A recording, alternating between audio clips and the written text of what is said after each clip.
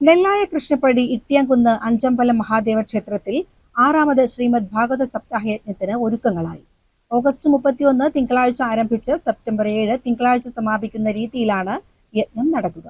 പാലക്കാട് മേഴത്തൂർ മഠം സുദർശനൻ നമ്പൂതിരി യജ്ഞാചാര്യനാണ്. പാലക്കാട് മേഴത്തൂർ മഠം സുദർശനൻ നമ്പൂതിരി യജ്ഞാചാര്യനും തൃപ്പൂണിത്തറ ശാന്തി എസ് നായർ സഹ ആചാര്യനുമാണ്. ഓഗസ്റ്റ് 31 തിങ്കളാഴ്ച തുടങ്ങി സെപ്റ്റംബർ 7 തിങ്കളാഴ്ചയോടുകൂടി സമാപിക്കുന്ന രീതിയിലാണ് സപ്താഹം നടക്കുന്നത്. ഓഗസ്റ്റ് 31 അഷ്ടദ്രവ്യ മഹാഗണപതി ഹോമത്തോടെയാണ് ചടങ്ങുകൾ തുടങ്ങുക.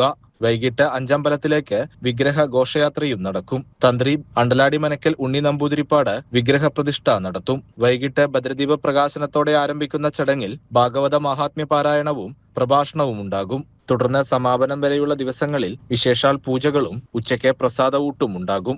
5ാം ദിവസമായ സെപ്റ്റംബർ 5 ശനിയാഴ്ച വൈകുന്നേരം രുക്മിണി സ്വയംവര ഘോഷയാത്ര നടക്കും. സെപ്റ്റംബർ 7 തിങ്കളാഴ്ച സമാപന ദിവസത്തെ ആറാട്ട് സദ്യയോടെ ചടങ്ങുകൾ സമാപിക്കും.